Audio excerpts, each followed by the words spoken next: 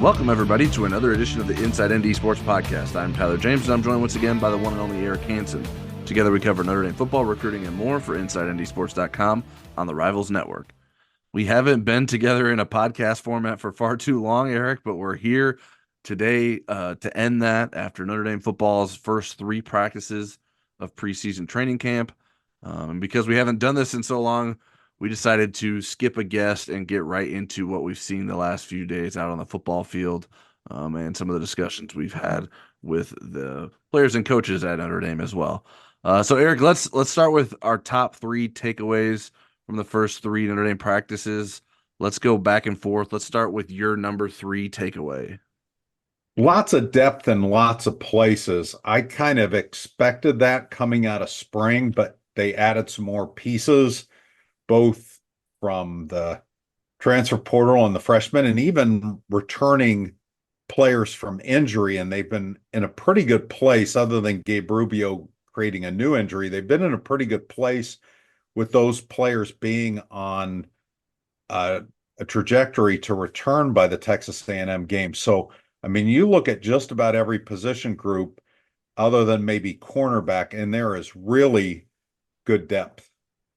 Yeah, I would agree with you there, and especially unfortunately with the cornerback part.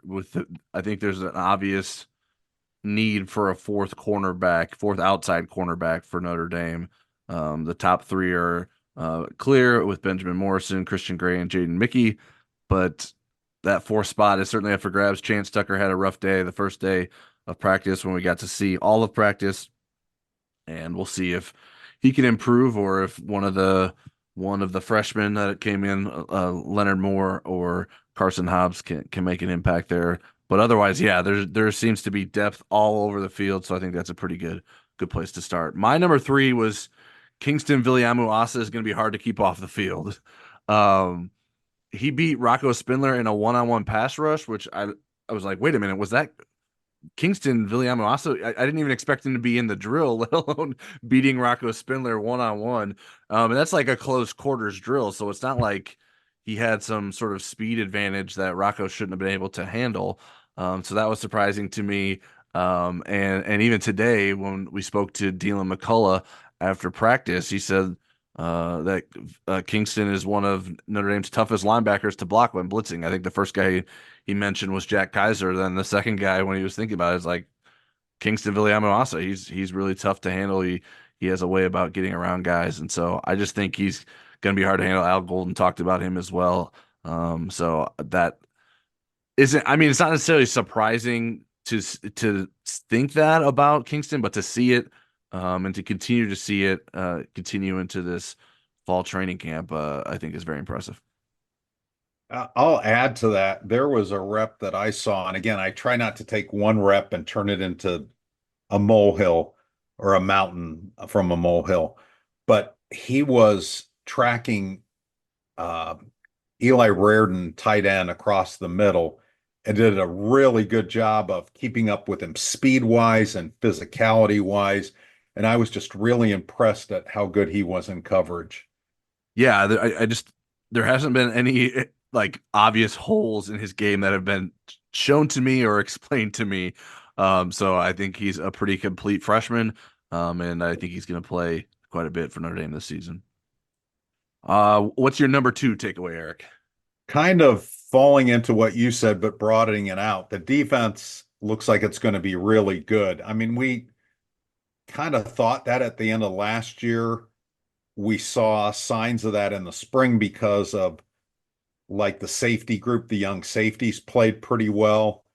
But we're starting to see some missing pieces come back, or some additional pieces like Rod Hurd we didn't get to see in the spring, the Northwestern grad transfer who may start at safety. We're seeing a lot more Jordan Clark, a healthy Jordan Clark playing nickel. And we're seeing some of the other players kind of rise up, and you're just like, wow, they are going to be really a handful to deal with. If they can play the run better than they did last year, and I'd say that was probably the thing they did the worst on a team that was fifth best in total defense, that's going to be really impressive. I definitely think they're looking like a top five defense. Yeah, and I know we have a question from a subscriber later in the podcast about just how good this defense is. And yeah, I think they're deep, like you mentioned with your previous takeaway, they're deep. There's a lot of talent, and I think the continuity of Al Golden's scheme and a lot of the coaching staff, I think, will continue to put Notre Dame's defense in a very uh, good position and a dominant position when it comes to games this fall. And Tyler, as Al Golden said, we work hard at it. Yeah, well, that's good to know. They're paid handsomely for it as well. Well, at least Al Golden is. The players somewhat handsomely, depending on who we're talking The about. media, not so much. We're paid ugly. Uh, my number two takeaway is that the injured stars are on track to return. Riley Leonard looks great physically. Not necessarily surprising, but just to see it, especially after we sort of had that like little glimpse of him in the spring, and then it got taken away so fast. To see how good he looks physically has been nice. Benjamin Morrison looks better than I expected. When Marcus Freeman talked to us back at the end of May and described him being fully cleared closer to A&M, I was a little bit hesitant about what that meant, what in what shape Benjamin Morrison would be at the start of preseason camp, but it looks like mostly being held out for precautionary reasons rather than him not being physically ready to go. And that's not to say that I thought like Benjamin Morrison would be slacking off or anything, but just the fact that his shoulder doesn't seem to be limiting him in any real ways other than them keeping him out of contact so far. Although he still does some stuff, like he was doing one-on-ones in the very first practice and diving around and stuff like that. And then Mitchell Evans, I think he looks pretty good 9 months removed from his ACL surgery. So those are three guys that I think are very important to Notre Dame's team this season, and to see them look healthy, I think is very important. Yeah, and a guy that's further down that list, but I thought was really encouraging and was interesting to hear his story is Kevin Bauman, Sure. who's in the depth at tight end. And really, when you look at coming out of high school, of all the tight ends on the roster, he was probably the highest rated of them as a prospect, but he's had the worst luck of any of them. And just to hear him talk about how kind of gut wrenching the decision was last uh, fall camp after he tore his ACL again on whether he even wanted to try to come back and play football again. So whatever he does, I think is a huge bonus and an inspiration to everybody else around him. Yeah, maybe he can be like the one of those guys that like a Javon McKinley who comes out of nowhere and has an impact. Like I think there's too much talent at the tight end position for him to be like the number one tight end. Right. But maybe he can have a late career surge and find a significant role on this team. All right, what is your number one takeaway, Eric? The number one takeaway for me is that speed at wide receiver that we saw in the spring that got Marcus Freeman excited and kind of got us curious seems to be showing up now. Again, they're not always catching the passes but they're running down the field fast. And Jaden Harrison was a guy that caught my eye the first day, the transfer from Marshall, who, was the number two kickoff return guy nationally last year.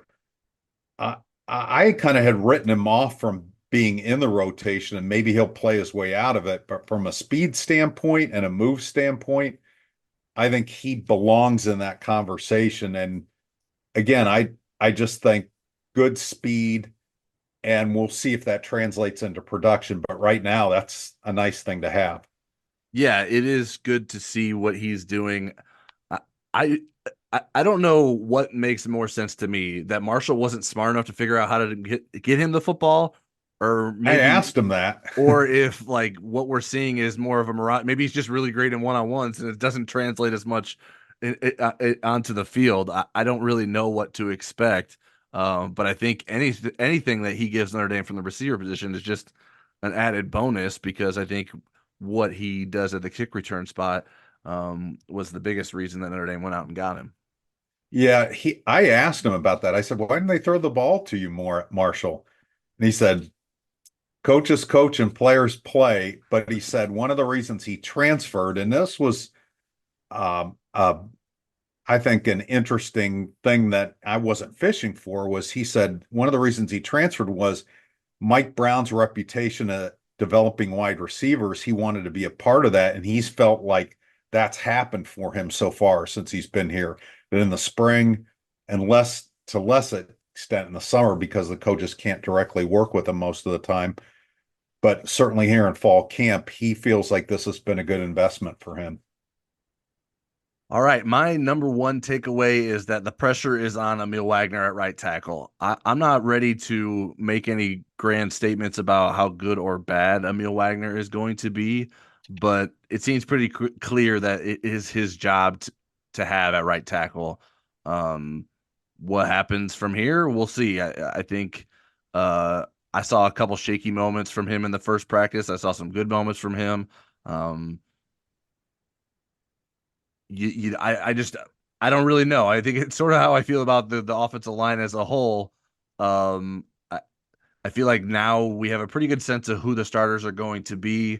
I think that the one guard position still up for grabs between Rocco Spindler and Pat Coogan.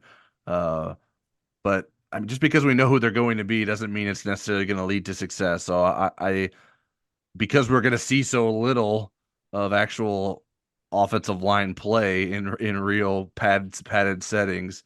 I think we're all going to have to just sort of wait and see how Emil Wagner and the others perform down at Texas A&M. Oh, I'm probably not as I think I'm a little bit more confident in what Emil would do and will do, but I'm not sure that we're going to see it on August 31st. But I have been kind of an Emil Wagner, I don't want to say fan, but I've been in his corner feeling like he was going to eventually be a pretty good player for Notre Dame. I'm just not sure when it will happen, but I do think it'll happen sometime this season that he's going to be pretty good. All right, we got to spend some time the last 2 days speaking to Notre Dame's coordinators. Offensive coordinator Mike Denbrock spoke to reporters Thursday, which was after the second practice for Notre Dame. What is the most interesting thing you learned from Mike Denbrock? I thought there was a lot in that 15 minutes kind of packed into that yesterday. One of the things that I found the most interesting was how he was going to deal with the wide receiver rotation. And his thought is that he agrees that right now there are more finished products at slot receiver and boundary receiver than there are at the field receiver, and that being Chris Mitchell, KK Smith, and Cam Williams. I think even if there were, he would probably do this, but he's going to cross train the receivers at different positions so that they come in different personnel groups for different plays. A guy that's a boundary receiver on one, let's say Jaden Thomas is a boundary receiver on first down, he may be in the slot on second down. Bo Collins may move from the boundary to the field. Somebody may move from the field over to the boundary. Jordan Faison has been working some, experimenting as an outside receiver. He may end up there full time just to get the right 6 or 7 guys on the field because right now, again, it's an imbalance with 2 of the 3 wide receiver positions. I did ask him, I said, is there a guy, because when Mike was here last, they typically, when he was calling plays, had a guy like either Will Fuller or Kevin Stefferson that was that field receiver that you really wanted to tilt your offense toward and make things difficult for the defensive coordinator. Said, we're hoping Chris Mitchell turns into that guy. Right now, it's kind of a committee, but if he turns into that guy, he's going to be happy. And if not, they're going to mix it up and see it. So I thought it was an interesting approach. Yeah, I think I've sort of been in the like waiting to see that with Chris Mitchell too. I think that was sort of my expectation for what Chris Mitchell can be. I don't know that I've seen it yet. And if he can be that, certainly that would be quite the difference for Notre Dame's offense, not just compared to last year's offense, but to many offenses that Notre Dame has had. You'd have to go back to probably those Denbrock days to have that kind of speed at receiver that Notre Dame could really utilize. Yeah, I mean, if you walk into Notre Dame's practice and you don't know anything about the team, that you've been in, Norway, spending time with the Vikings and the Laps and so forth for a few months, and you come over here and you just walk into practice and football, number 10 is not going to jump off the page at you yet. I think there's a number of other receivers that would catch your eye earlier than him. Sounds like you were describing a vacation that you maybe you're trying to take next summer or something. I don't know what I you're just brought up Norway because that's where my dad was born. So I know a little bit about how bewildering it can be up in the mountains away from civilization in that country. Let's try to carve out some time for you to get to Norway soon. um, Defensive coordinator Al Golden spoke to reporters today, Friday, after the third practice. I was there for the majority, not majority, the whole session we had with Golden. The most interesting thing he said was actually not about a defensive player. In my opinion, it was about Jeremiah Love, the Notre Dame running back, and he compared him to Ricky Waters. So that's a pretty lofty praise for the Notre Dame running back. Do you see any Ricky Waters and Jeremiah Love? I thought it was an interesting comparison because I was around and covering college football and at the South Bend Tribune when Ricky Waters was playing. From a physical standpoint, yes. From a mental standpoint, Ricky was all over the place. I mean, Jeremiah Love is way more focused than Ricky. I think that's why Ricky was up and down some. But I could see some of that. And the versatility. Ricky Waters, you could Mm-hmm. split him out and throw him passes, and he was really good out as a flanker. And and at times that was his primary position. So yeah, I can see that comparison. I think the person that asked the question, I'm curious, I need to ask him because he was pretty young, if he knows who Ricky Waters is. Well, it was Jack Sobel. I'll just say it. Yeah. He's tweeted about it since then. So if he didn't know who Ricky Waters was, he at least figured out who it was. Yeah. But Jack's pretty knowledgeable about football, I think, so he probably has some idea. But he probably never actually watched him while Ricky Waters was playing in the NFL. I wouldn't imagine. The other thing, if to point to a defensive thing that Golden said, it's just a continuation of the Kingston Viliamu-Asa conversation. He just talked about his preparation, maturity, and IQ. That those are the three things that have made uh, him so comfortable in his transition to college football, and he was on top of things in the spring, and that continues into the fall. And I asked him I asked him, is it going to be hard to keep him off the field? And he sort of was. I'm not sure if he didn't understand exactly what I meant by that, but he asked me again what I meant He by did it, not understand what you meant by that. and so, but yeah, I think the answer is yes. It's going to be hard to keep him off the field. Because, like I mentioned earlier, all the things they've said about him, and then just the way that he's played out there. All right, Eric, I prepared a bit of a little game for us called Hot or Not. So I will make a statement.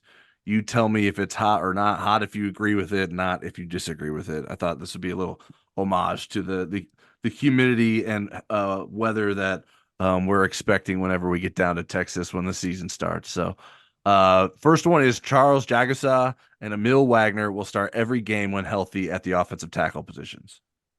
This season, I say hot. All right. I'm going with not. I think I'm just the contrarian with the offensive tackle stuff until proven wrong. I just think there's going to be some inconsistencies. Maybe Gerby Lambert comes along and gets a shot at right tackle. Um, I I just think He's it. huge. Yeah, he is huge. Yeah, if you like whatever concerns you have about what Emil Wagner looks like as an offensive tackle, when you see Gerby Lambert, you're like, okay, that's what they're supposed to look like. And so I'm interested to see how that continues to develop. Certainly, the opportunity is there for both of those guys. I'm more bullish right now on Jagusah than Wagner, but that just is a matter of the opportunities that Jagusah had that Wagner hasn't had yet. All right, next one. Kingston Viliamu-Asa will start multiple games this season. I'm going hot. Yeah, I went hot as well. I think he's too good. I even if he's as good as I think he is, this could be not, and it could be false. But I still think he'll play a lot because the different things that he can offer Notre Dame's defense. All right, next one. Jaden Greathouse will be Notre Dame's best receiver. Best, as in like statistically, I'm going to say hot. I Okay. think it's going to be spread around a lot, but I just think between his red zone play, his route running, and Marcus Freeman has said he's the most improved receiver from the Sun Bowl until now. I'm going to give it to Greathouse, and he looked really good in the spring. Yeah, and I think it was Jordan Clark. It was definitely Jordan Clark, but I think the word he used was crafty. Like Jaden Greathouse just does things that he finds a way to get to the ball and get open. So I just feel like he's going to be the most consistent. He's going to probably be the most trusted receiver on Notre Dame's roster. So that will lead to him having the best season from that position. All right, next one. A Notre Dame defender will have more than 6 sacks. I went not on that. Yeah, I went not as well. I do think Notre Dame will have a good pass rush. I just think it'll Yeah. be so sort of evenly spread. Last year, Notre Dame's pass rush was not bad by any means. But Javonte Jean-Baptiste was the leader in sacks with just 5. And I don't know that there's any obvious sack leader that's going to get up to 7 or 8 unless the Boubacar Traore hype and expectations start to start to be reached this season, and he's maybe even farther ahead than we who are high on him think he may be. And they do have some games. I don't know how good the offensive lines are for like Purdue and teams like that are picked 18th Yeah, in the Big Ten. So they do have some at least team opponents that aren't very good. I don't know about their offensive lines where you might get them in bunches. yeah, and we'll see like how much pride those teams have if they just like keep throwing it, even if they're down 40 points, or if they just say, "Hey, let's save our quarterback and hand the ball off and get out of here."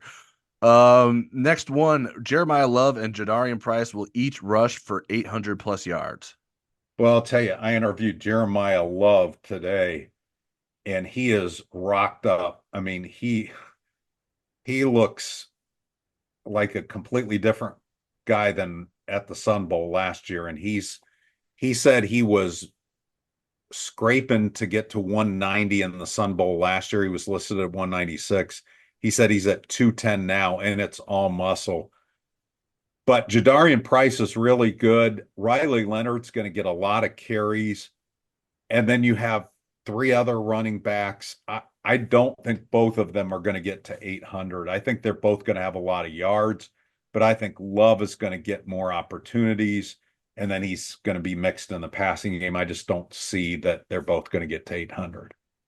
I'm gonna go with hot. I just like both of their abilities to um do a number of different things. Their versatility, I think, is good, and it will allow them to play a lot, be sort of interchangeable. I think both can break off long runs. Like it's not like, uh, yes, Jeremiah Love is known for his speed, but it's not like Jadarian Price can't break off a long run. I love Jadarian Price's vision, and the way he sort of lets the play develop in front of him, and then sort of finds the hole when the right time comes. So I think both will hit that 800-yard mark, and I think the running game will be the strength of Notre Dame's offense. All right, next question or next statement. Xavier Watts will lead the Irish in interceptions again. I think that's probably going to happen. I think just the way that the corners cover, I think they're going to have pass deflections and so forth, not as many interceptions. I think Watts just has a way of being in the right place when a quarterback is panicking. And I think a safety is going to end up leading them in interceptions, and I'm going to pick him. Yeah, he started out the first practice with an interception, and it's like, well, I guess we can expect more of the same from Xavier Watts this season. I'll go hot as well. Interceptions can be hard to sort of predict. But obviously we saw Benjamin Morrison have a lot as a freshman, and then only had 3 this past season. That's So because people wised up and didn't throw at him as yeah, much. and it's easier to or it's harder to throw away from safeties because they can be lining up in different spots and moving over the all over the field. So I think that Watts will lead the average in interceptions again. So I went with Hot. All right, next one. Chris Mitchell will lead Notre Dame's wide receiver transfers in receptions. Okay. I will say no. I will say not hot. I think Bo Collins of that group will, and I wouldn't rule out Jaden Harrison. I think it would be a good sign for Notre Dame's offense if Mitchell did, but I don't think that's going to happen. I just think Collins looks way more comfortable in the offense already, and he wasn't even here in the spring. Yeah, I'm gonna go with a reluctant Hot. I just I'm not I'm losing confidence. I've always felt very good about Chris Mitchell's potential in Notre Dame's offense. Um, and certainly what we've seen these last 3 practices does not necessarily dictate what we're going to see the rest of the season. Um, but I do think Bo Collins is making a strong case for to be ahead of Mitchell in terms of the number of receptions this coming season. But I think, like you mentioned, the fact that we're mentioning all 3 as like not crazy for one to be above the other is probably a good thing for Notre Dame, and that they have this depth of options that they were able to attain through the transfer portal. All right, we got 3 more. Notre Dame's defense will have 2 Associated Press first team All Americans. I will say yes. I think there's some there's 4 candidates for that. I'm not saying all 4 of them will get it, but I think there's a pretty good pool to draw from. You had one that was unanimous last year, Mm-hmm. and I think it's really hard to see Ben Morrison not be a first teamer if Notre Dame's defense is as good as we think it will be. Right. Um, but I mean, Howard Cross was a second teamer on all the ones that contribute to unanimous and consensus All-America teams, the big ones. He was second, so I could see him moving up to first. He's got the name recognition and he has also the stats. And Riley Mills, I think, is a candidate. So, yes, hot for me. All right, yeah, I went with Hot as well. I think you start with those defensive backs, and then maybe one of those defensive tackles could get in there as well. So, um, if this defense is as good as we think it can and should be, um, there's going to be plenty of attention. And it helps when you got returners that people are aware of, right? Like Benjamin Morrison is a known commodity. He's a top NFL draft prospect. Xavier Watts was an All-American last year. Howard Cross, you mentioned, had all the recognition last year. So I think that makes it easier. Um, Maybe if you're not having the most statistically dominant season, but if you're a key member of a strong defense and one of the best defenses in the country, make a good argument for those guys to be on there. All right, Mitch Jeter will be Notre Dame's most underrated transfer addition. I don't know about underrated, and I guess we're not counting James Rendell as a transfer. I asked him specifically, and he said he's a recruit, but he kind of is a quasi transfer, so I'll throw him out. I won't consider him. You said underrated. Yes. I still think Jaden Harrison is going to end up being that guy. I mean, Mitchell Jeter was very well thought of. I mean, he's missed 2 field goals out of 25 But he's coming not on in. the Luke Grosser Award watch list. He's not. No, he did not make it. No, that came out today, and I had actually had something written Have up to. those guys been diving into the beer? Come on. I had prepared something. Everybody makes a watch list. I mean, seriously, it's almost easier to name who's not on the watch list. That's crazy. Yeah, I don't know. I think the number is 16. I'm trying to look it up real quick in terms of how many they had on the list. So that's a shorter list than a lot of these watch lists. Yeah. Um, it might have been 20. I'm looking at the list. I don't see the number, but it's Reno Monteforte noticed because he retweeted the watch list and said someone with a 92% career field goal percentage is not on this list noted, and then did a little salute emoji with the shamrock. And if you don't know, Reno Monteforte is a long snapper for Notre Dame, and likely Notre Dame's long snapper for the field goal and extra point units. I mean, Um, there's several guys that we may be, or people may be sleeping on. RJ Oben could turn out to be really good. And I don't know that yeah, he's getting a lot of hype. And Ryan Clark, I mean, or Jordan Clark, if his dad wasn't Ryan Clark, I don't know that he would be as in the spotlight as he is. And I think he's going to deserve to be in the spotlight because of how he plays. I want to see him play a little bit more, but right. I'm pretty impressed so far with what I've seen from him. Yeah, I went with Hot for Jeter just because he just seems like someone that we don't talk about much, and maybe it's just because he's a kicker. But I feel like we even talk. It feels to me like we talked about Blake Groupie, and Spencer Schrader even more than we've talked about Mitch Jeter. And then maybe we just Well, have. Groupie was like 5'1", and Spencer Schrader could kick a football from the parking lot through the goalpost. Not always through the goalpost, but at least reach it. Yeah, and Groupie made it to the NFL, so we'll see if Notre Dame continues to have that success with the graduate transfer kicker market that they've continued to rely on. All right, our last hot or not, Duce Knight will still be committed to Notre Dame on September 1st. Ugh, I hate to make this kind of prediction. So But I'm uh, making you make it. we have less than a month to. I, the thing is, when would he, if he's not going to end up at Notre Dame, when would he do that? I mean, when you look at his Twitter profile now, you don't see much Notre Dame on there. Um, I'm going to say he will not be committed on September 1st. Yeah, I went with not as well. I'm just not willing to be confident about Notre Dame being able to hold on to him, whether it's whatever. It doesn't really necessarily matter what the date is. Like, I think it would, if he is going to decommit, I think it would make sense for him to do it in this window before the season starts and get it done with, if that's what he's going to do.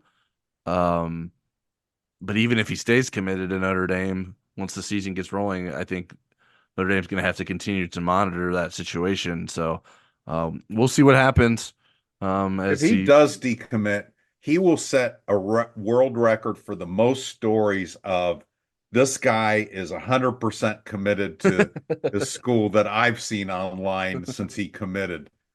But I mean, what I was talking to somebody last night about this, and you know, what is the upside for him recommitting to Notre Dame if really it's about money and staying closer to home?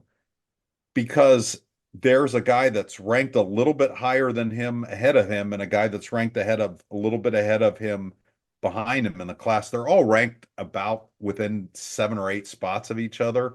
But I mean, Noah Grubbs is the highest ranked of Carr, Knight, and Grubbs at this point, and you're definitely not guaranteed that you're going to be a starter with who's in front of you and who's behind you. And that's not even considering Minchie and Jelly.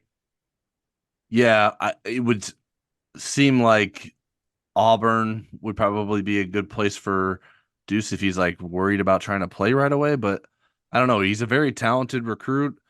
Mm-hmm.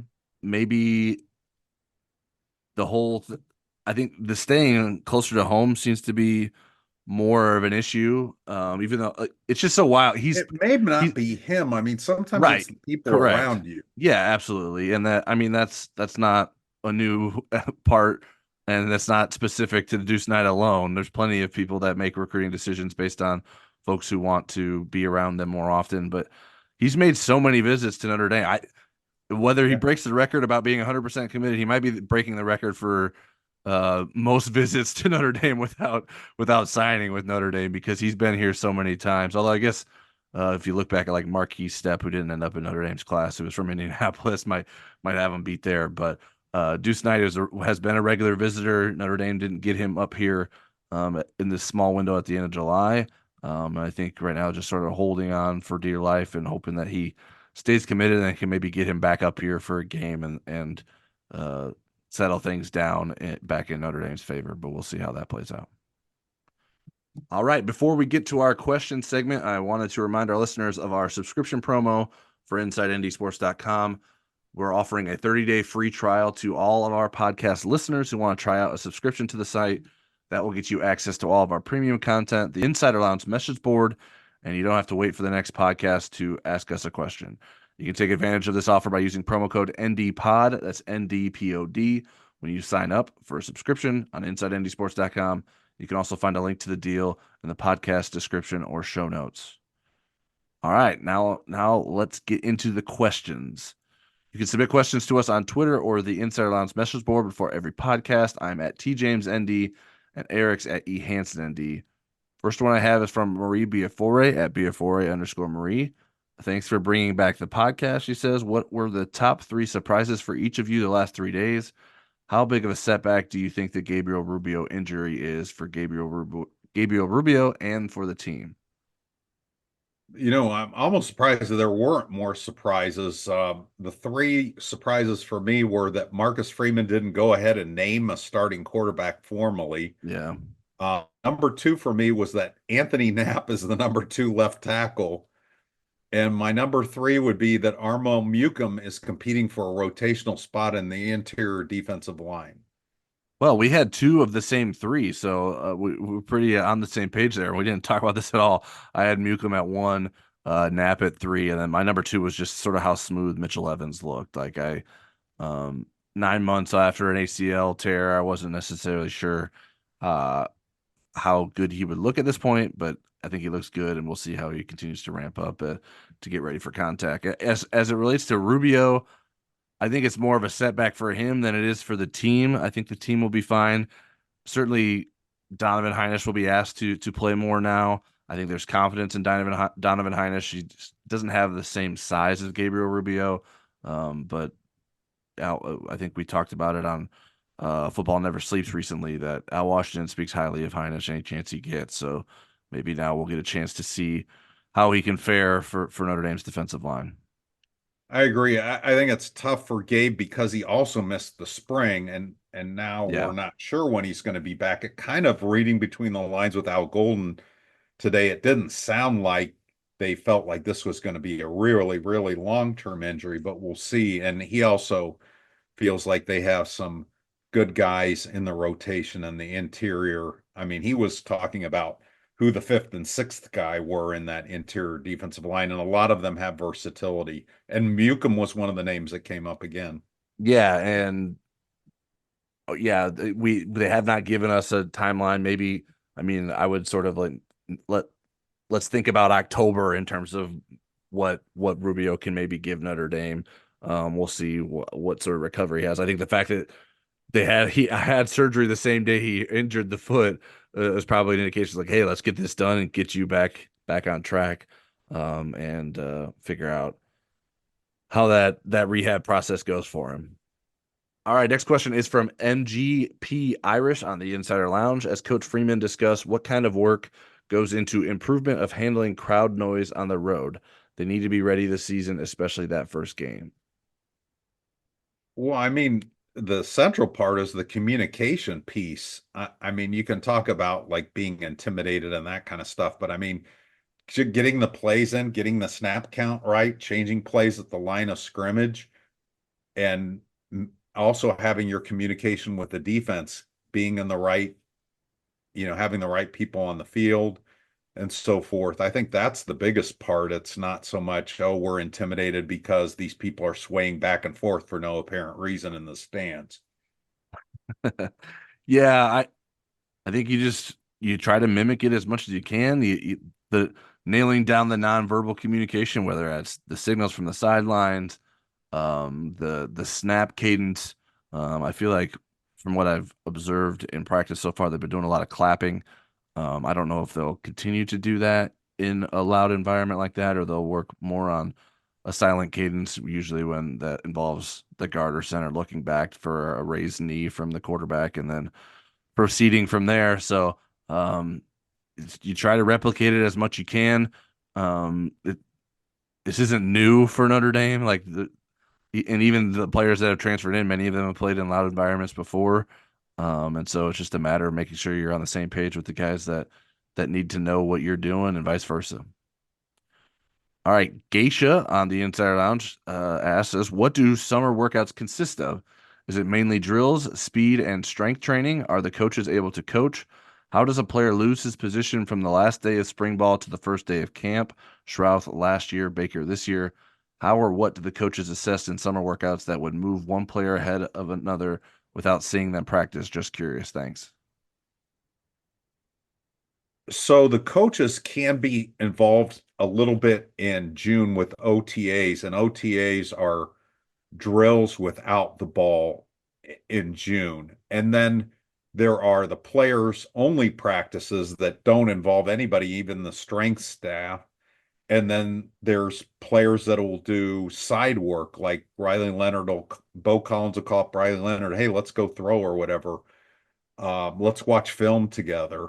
Uh, and then with Lauren Lando, the director of football performance, and his staff, they do get to spend a lot of time with the players and they do work on strength, agility, and speed.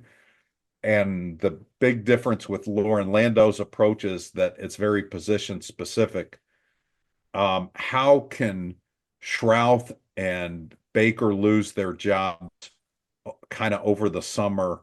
I'm not sure that Shrouth was number two the first day of camp like Tosh Baker was, but in talking with Joe Rudolph, uh, the offensive line coach, he said that Shrouth physically was really handling things really well in the spring. And they were throwing a lot at them. And as they continued to throw more and more of the playbook at them, Billy got behind in the playbook. And in the summer, you are studying the playbook, you're into the playbook. Mhm.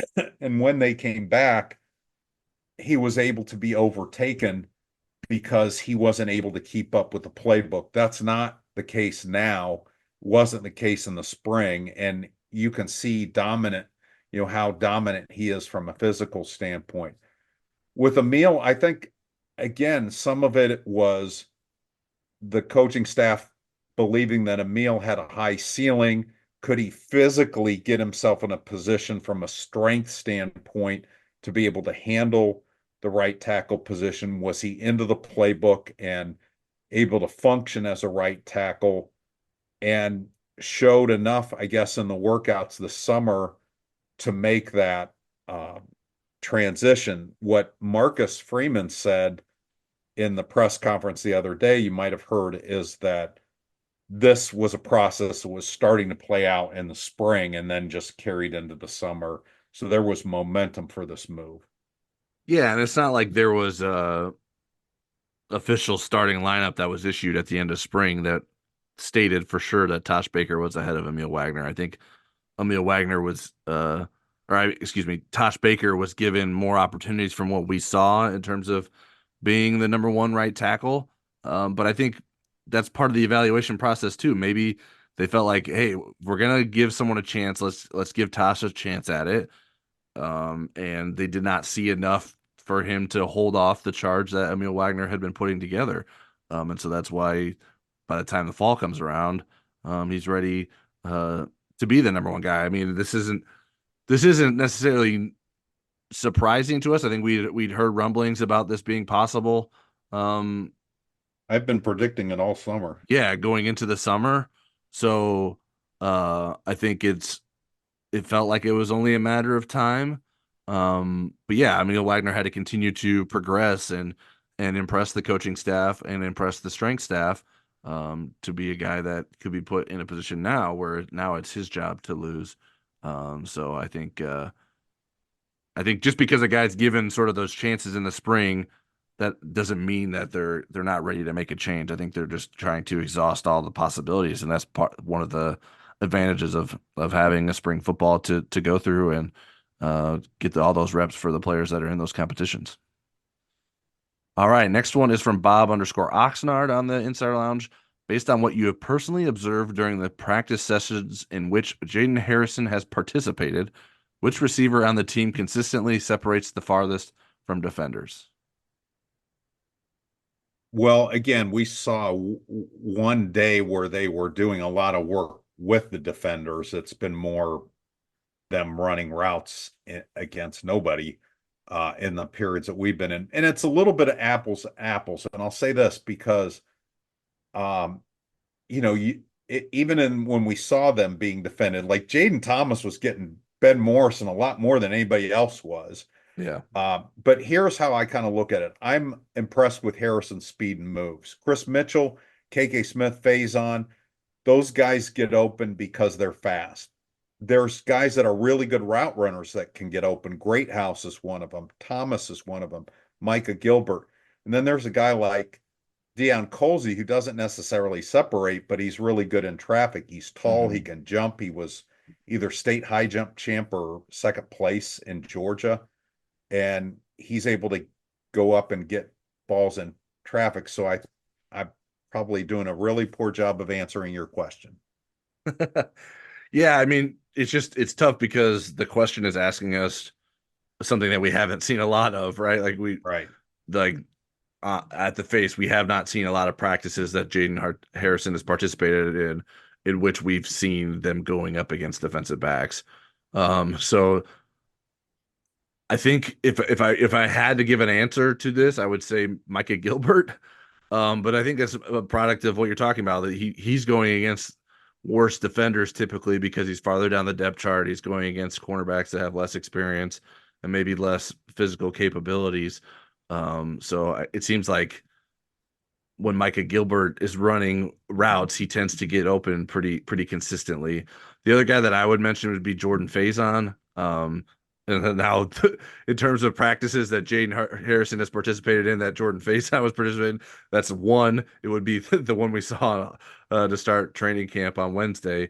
I thought Jordan Faison was able to get open whenever sort of he needed to. And I think he's pretty consistent at that because of his shiftiness and the way he runs his routes. All right, next is from Robert Halicki at B Halicki 5859. What do you guys think about the wide receivers cross training to multiple positions, and what do you think the leader will have for yards and receptions? Given all the options, I don't see 80 catch, 1,200 yards for one single player.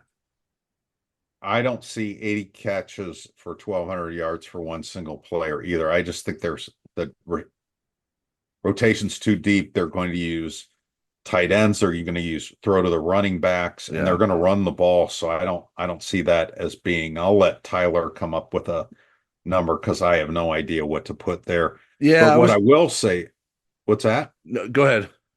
What I will say is I do like the cross training, and this is the way that Mike Denbrock explained it, I think, really well, is they're looking to get mismatches, and not every defense is built the same. So let's say you have a slower nickel that doesn't have elite speed on a team. Then having Jordan Faison running down the field and Jaden Harrison, you're going to be able to find some mismatches. But let's say they have somebody that's elite speed but is not very physical.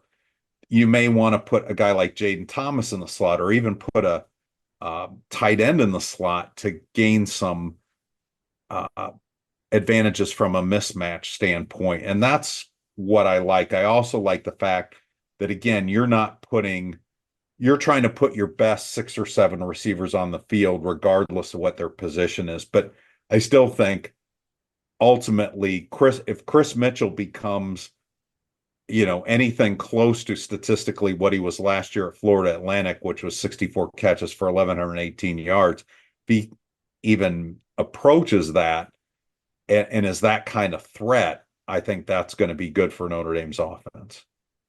Yeah, I agree with Robert's premise that I'm not sure that 80 catch, 1,200 yards for one player seems very realistic. I think maybe someone like Greathouse can get in the 60 catch range.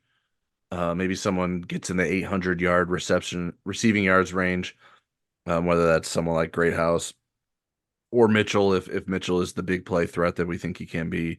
Um, so that's sort of what I would uh, guess with the numbers. So sorry for jumping in there. I was going to get right to the numbers when you said maybe Tyler will have some numbers. That's why I interrupted you. But It was but a hard math question. That was harder than if a train's moving 50 miles an hour going to Pennsylvania.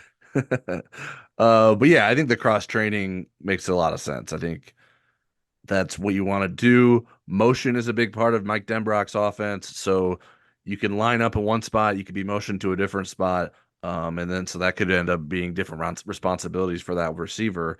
And you have to be able to do that to get the most out of those guys. And so that's why cross training should be a pretty important thing for something like that. One more question about the receivers at Charles W. Wolf. Buy or sell the hype on the progress of the wide receiver room. Charles, I have to be honest with you. I'm not sure that I'm aware of the level of the hype and the individual hype besides what I'm doing, but the players and the coaches say they've improved, and my eyes to this point are telling me the same thing. So I guess I would be buying the hype that they are an improved unit, and having heard that out of Mike Denbrock's mouth yesterday made me feel better about it as well. Yeah, I usually when we get asked these kinds of questions, I try to nail that or try to figure out or get some sort of sense for what they're if what frame of reference they're coming from for the hype. I didn't ask Charles specifically. I know that Pete Sampson after the second practice tweeted this. I'll read it to you. He said, "Walking out of Notre Dame's second practice, struck by the same thing after the first. It would be hard to find a more improved position anywhere than Notre Dame's receiver room. So much ability to mix and match wideouts by matchups."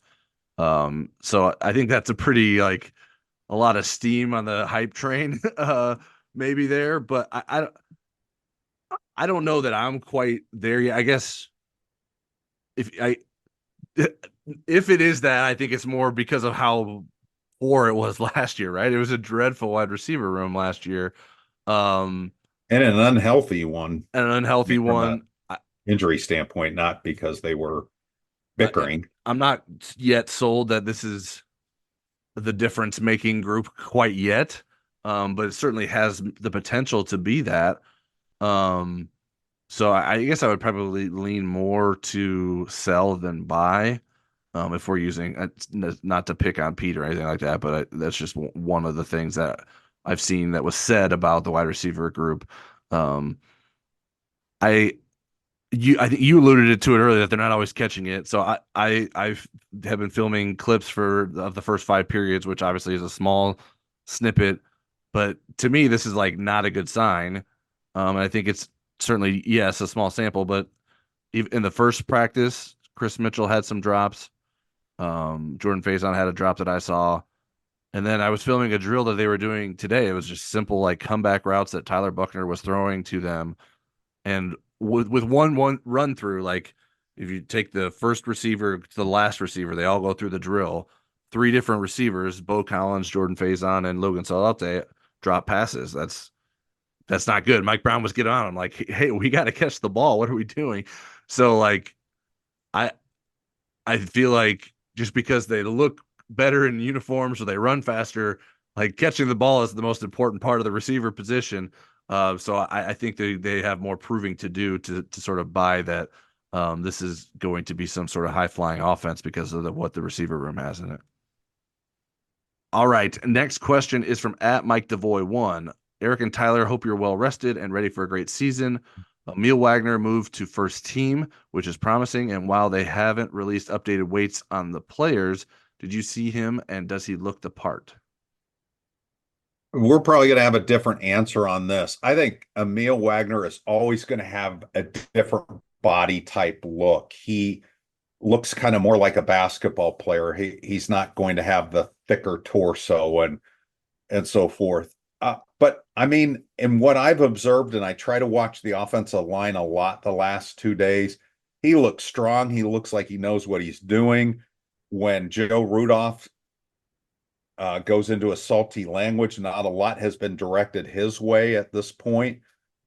So for me, he looks the part. I am confident in Emil Wagner more than probably Tyler is. Yeah, I mean, I think he looks kind of the same. I don't know, but to me, that's not what matters. Like how he plays is what matters. It doesn't really matter to me what he looks like in terms of looking the part.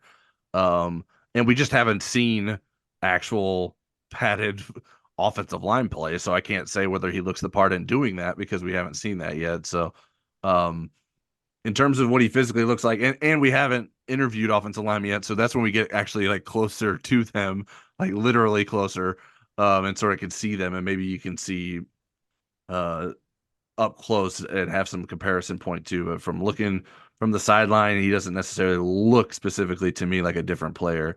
Even if that may end up playing like a different player. All right. Next question is from NWI Irish 96. My question is this. This is potentially the best defense Notre Dame has ever had, and I experienced the 93 team up close. Why is nobody willing to predict a 12-0 season? Doesn't anybody have any guts? I will take the second part of that first because you have to play offense too. Um, I think that's why I don't.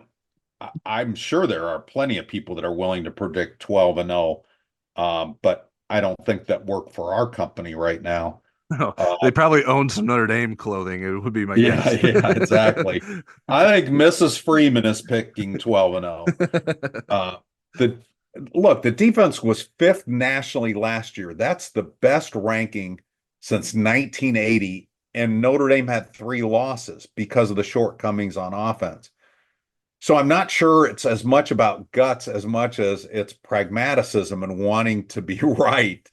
I wouldn't roll 12 and 0 out, but I don't think that's the most likely scenario at this point. Now, I may feel different on August 30th after things have developed with the offense a little bit more during camp.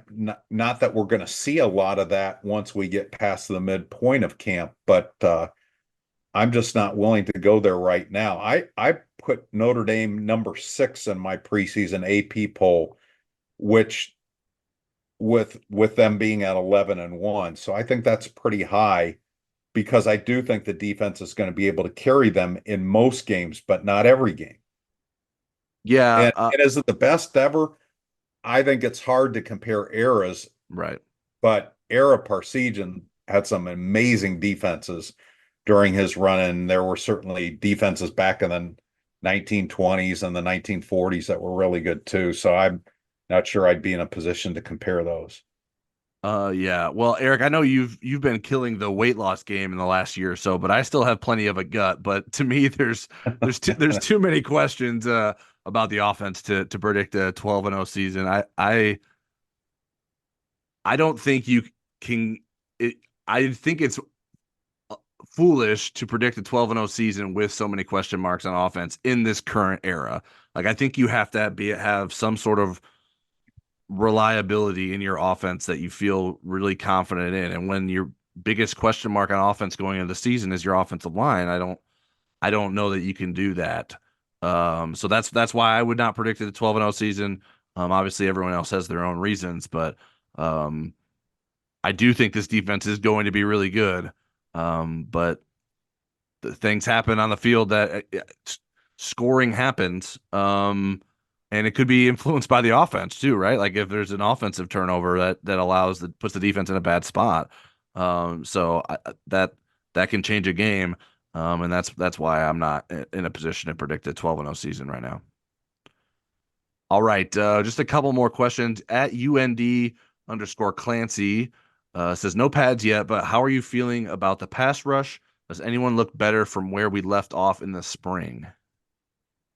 Context is tricky because of the offensive line growth, even when they put the pads on. So I don't want to extrapolate too much because they're going to look good against Notre Dame's offensive line in May, even if Notre Dame's offensive line turns out to be really good.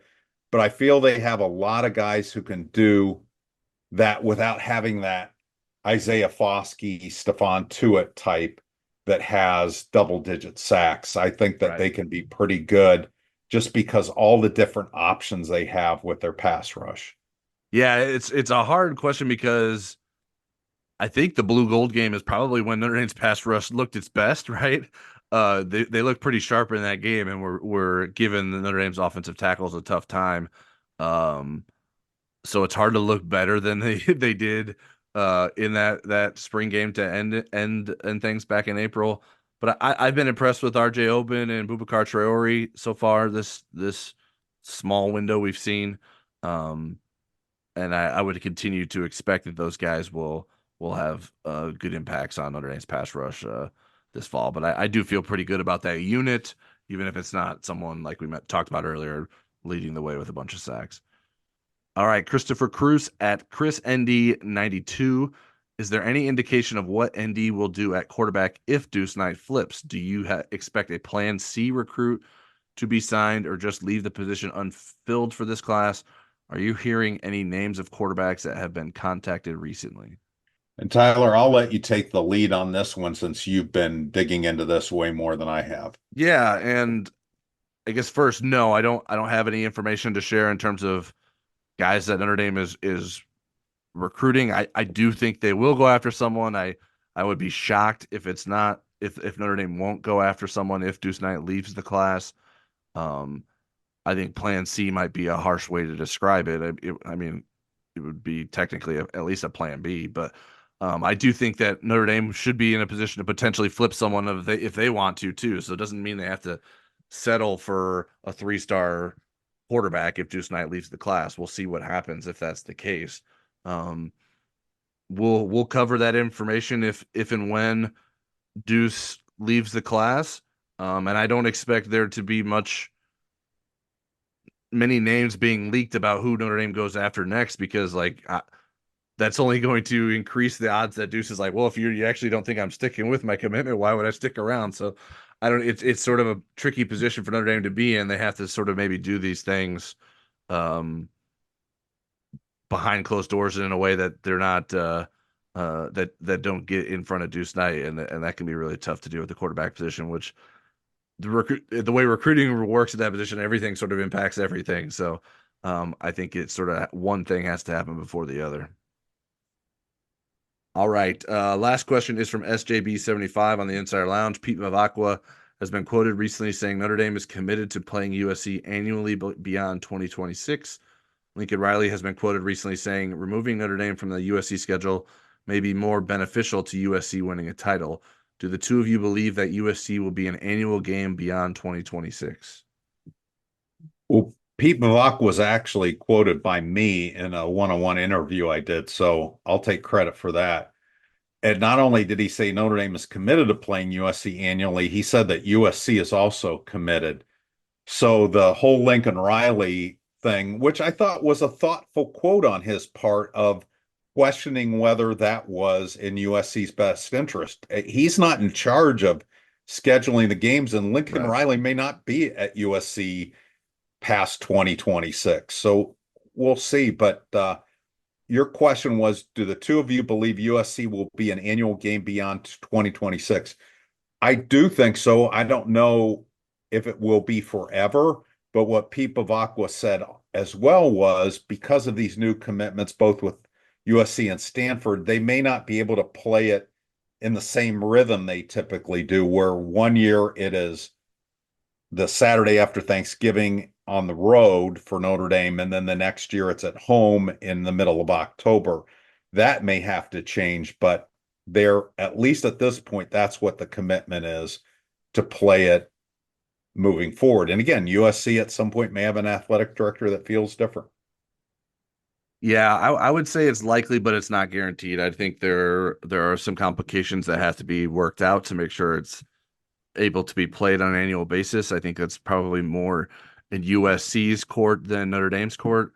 And I think I mean, it would be silly for Notre Dame to take any other stance, right? Why, like, they don't want to seem like it's their, especially if it's not their fault. Why would they say, no, we don't want to play USC anymore? Like, I don't know what, like, so I can't imagine Notre Dame coming to that decision on its own.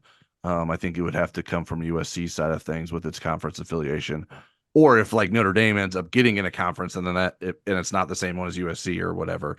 So I think it will probably happen, but on an annual basis, I think maybe tougher than maybe people want to admit. All right, that is it for today's episode on the Inside ND Sports Podcast. If you don't already, you can subscribe to us on Apple Podcasts, Spotify, and other popular podcast platforms. If you like what you hear, give us a star rating, leave a review, and share our podcast feed with someone who has a pool. As I mentioned earlier, we're offering a 30-day free trial to our podcast listeners who want to try out a subscription to InsideNDSports.com. So please take advantage of that with code NDPOD. That's NDPOD. We're aiming to bring you a weekly Inside ND Sports podcast once again and get back into more of a routine here, in addition to our weekly Football Never Sleeps. So you'll hear from us next week, both in the podcast feed and on YouTube. But between now and then, stick with InsideNDSports.com for all your Notre Dame coverage needs.